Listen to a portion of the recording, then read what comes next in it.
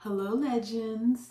Today's album review is a very special one. It comes to you straight from 1993, and it is Pulse magazine talking about Siamese Dream. Now, I want to just say something really quick before I get into the awesomeness, is that I don't really think that Siamese Dream is an appropriate name anymore, because I have heard some people say that it is an offensive term. So I just wanted to say that I need to look more into it, because I always want to learn more and make sure that I'm, being respectful of everyone. So, and I'll make sure to add that in another video. So if you know more about that, I would love to learn more about that. So, but for the sake of the review, we'll wait on that, and we're going to go into this. So this is really cool. So this is a Pulse magazine from 1993, as you can see there. And talking about Siamese Dream, and it's really cool if you see the advertisements and stuff. It has a cool story to it as well. And let me actually, you know what though, let me go through here, because I want to show the really awesome pictures that is in there. Wow, there's Billy Corgan. He's so silly. He's trying to look so mopey, but it's not working. And look, there's Darcy, James, Jimmy, all looking so cool. And so Siamese Dream starts with Cherub Rock, which is one of the singles. And then there's Quiet, Today, Hummer, Rocket, Disarm, Soma, Geek USA. Doesn't this look so cool? I don't know if you can see how it's kind of faded. Mayonnaise, which is actually me and my fiance, we love playing Mayonnaise acoustic style. It's like our go-to whenever we want to just do a quick jam. And then there's Space Boy, Silverfuck. Now that one's really funny because the song is called Silverfuck. I'm not being, Beyonce and saying profanity for the sake of it. The song is called Silverfuck, but on some of the albums in the back, it has like where like you can't say certain things at certain places that it was sold. So it said Silver Crank. That doesn't say that anywhere here. It's just something that I knew because I had bought like two different versions of the album when it had come out. And then there's Sweet Sweet, and then Luna, which is both those last songs for me when I first heard the album were really unexpected because they were so lighthearted. Like the sound is very upbeat. And totally different than things like on the album like Quiet.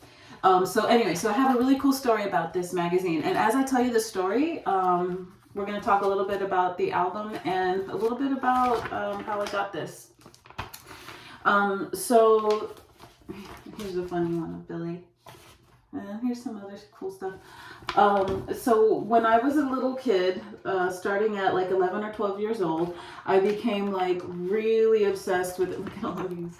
I became really obsessed with the Smashing Pumpkins, and another disclaimer, Billy turned out to be not such a nice person, so let's just be aware of that. But the music was still amazing, and it was still my favorite thing ever at the time. I don't know if you can see a lot of these, but it's so fun. Look, a lot of these have PO boxes that you have to like write in for fan clubs and stuff. One of them in here was, I think it was for Sonic Youth, which was really cool. Here's some more advertisements. But anyways, whoa, sorry, that was aggressive. So anyways, so I had written into Pulse magazine because I used to get this outside Tower Records for free, but that was around 1997, 1998.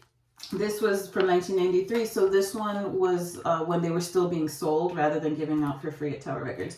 So anyway, so I had written to Pulse magazine and I had said what a big Pumpkins fan I was, and I was a little girl, so it's like, I'm sure that, the letter must have been the only letter from a child that they probably ever received. But anyways, so they were really, oh look, Radiohead.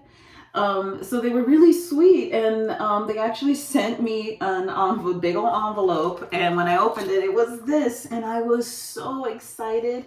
It was so nice of them to do. It was like, it just made my whole year, because I was getting bullied really bad around this time, and so for the magazine to do something like that for a little kid was just really cool of them, isn't it? I mean, I don't know, it's just really cool. Here's some other. Oh, this one's funny. Look. Cassette tapes. Isn't that fun?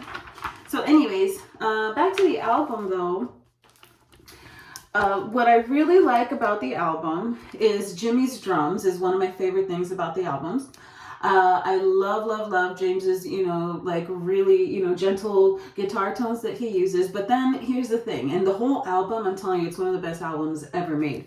But Mr. Corrigan here decided to layer, in my opinion, one too many guitars, because it's like, dude, it sounded so good by itself, Billy. Like, why did you have to add a billion guitars? And, and I know that, Butch Vig helped with, produce the album.